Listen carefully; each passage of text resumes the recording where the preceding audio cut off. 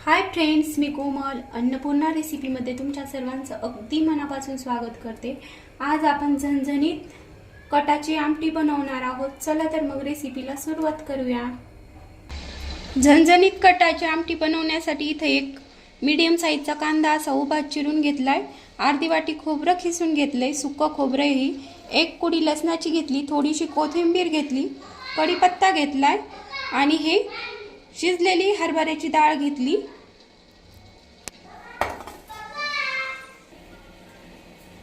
आणि ही डाळ शिजवलेलं पाणी म्हणजेच येळवणी ह्यानी आमटी छान होते, ही पण घ्यायचं। गॅस पेटून घेतलाय आणि ही तेलाची कढई आहे, त्याच्यातच मी हे कांदा टाकते आणि छान भाजून घ्यायचा। ह्याच्यात तेल आम्ही अगोदर तळीलं होतं, त्यामुळे तेल आहे त्याच्यामुळे टाकलं नाही, त्याच्यातच हे भाजून घेते सर्व। आता पाहू शकता कांदा छान भाजलाय। आता त्याच्यात हे सुक्क खोबरं टाकायचं, लसूण हे पण छान भाजून घ्यायचं। हे छान भाजत आलंय।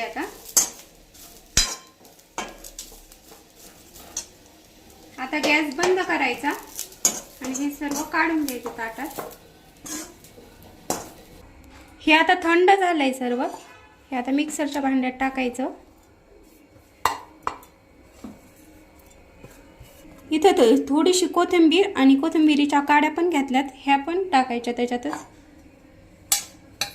आणि छान बारीक करून घ्यायचं। हे बारीक करून घेतलंय गरजेनुसार पाणी टाकून। आता हे काढून घ्यायचं ताटात।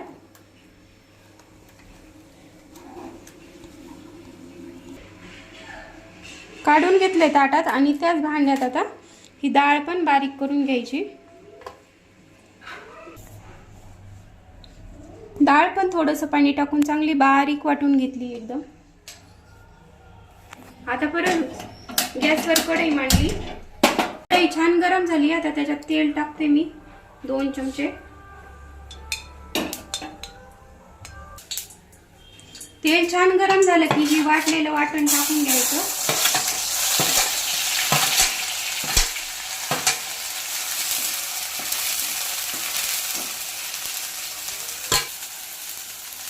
लगेच कढीपत्ता टाकायचा, म्हणजे छान चव उतरते आमची कढीपत्त्याची। आणि लो गॅसवर छान परतून द्यायचं। मसाला परततोय तोपर्यंत आपण आमटीसाठी लागणारे मसाले पाहू। इथं 1.5 चमचा कांदा लसूण मसाला घेतलाय, 1 चमचा घरचा मसाला घेतलाय, अर्धा चमचा हळद आणि अर्धा चमचा गरम मसाला। ही छान हलवत तेल सुटेपर्यंत परतून द्यायचंय आपल्याला। मसाला छान तेल सुटेपर्यंत परतून दिलाय, पाहू शकता किती छान साईडने तेल सुटलंय। आता त्याच्यात हे सर्व मसाले टाकायचे, छान मिक्स करून घ्यायचं। गॅस लोच ठेवलाय म्हणजे आपले मसाले जळणार नाही। थोडीशी वरून कोथिंबीर, मसाले पण छान परतून दिलेत। त्याच्यात आता ही वाटून घेतलेली डाळ टाकायची, ही एकदम मिक्स करून घ्यायचं छान। हे छान मिक्स करून घेतलंय। आता लगेच त्याच्यात चवीनुसार मीठ टाकायचंय।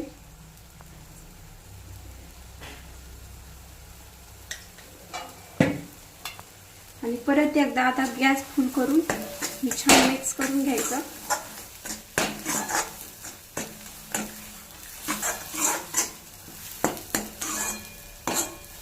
पाहू शकता आपला मसाला किती छान परतलाय।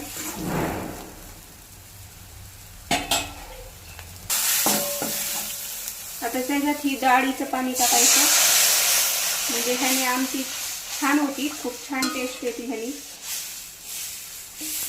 आणि छान मिक्स करून घ्यायचं, मसाला म्हणजे ह्याच्यात मिक्स होईल छान।